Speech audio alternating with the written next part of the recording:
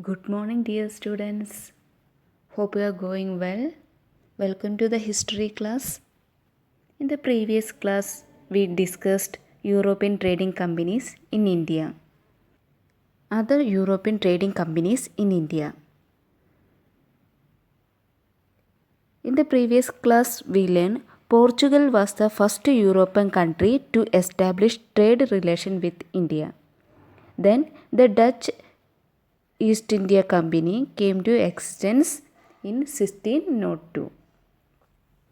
The next trading company in India is the French East India Company. In 1664, the French East India Company established. It was largely a government-controlled company, which depended on the French government for finances. Its policies were also dictated by the government. The French East India Company established itself at Chandarnagar, Mahe, Karaikal and Pondicherry on the eastern coast and Mauritius in Indian Ocean. Next is the British in India. The Britishers also established company in India. The East India Company of England was started by a small group of English merchants. In 1600, Queen Elizabeth I granted the company the monopoly or one power to trade with the eastern world of 15 years through a charter. They signed in a charter for trading purposes.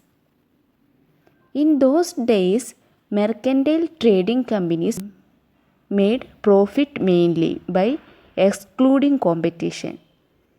Their aim is only profit. Mercantile means a trading enterprise that make profit through trade, buying goods cheap and sell them with high price. They could buy cheap and sell costly. In 1612, the company established its first factory in India at Surat. Factory means the trade centers of different trading companies were known as factories. Then soon they took control of Madras, Bombay and Calcutta. Factories of different European powers engaged in trade. I already told firstly, their main aim is trade. Then goods such as spices, cloth, indigo, saltpeter, etc. were brought at a low prices from India and sold at very high price in Europe and America. Since trade profits were huge or very high of this trade competition led to war.